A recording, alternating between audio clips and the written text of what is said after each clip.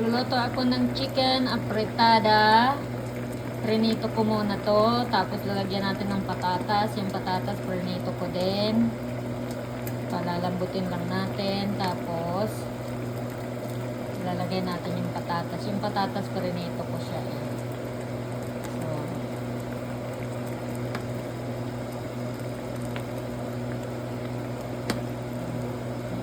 masarap siya.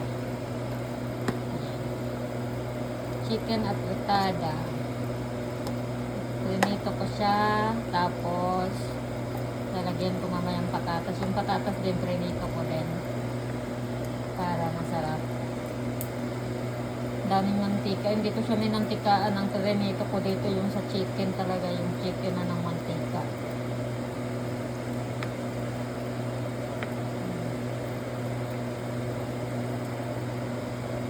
Diba? Ayan. Mga ano ka na yan. Matagal-tagal ko na naman ito kainin kasi nainak man ako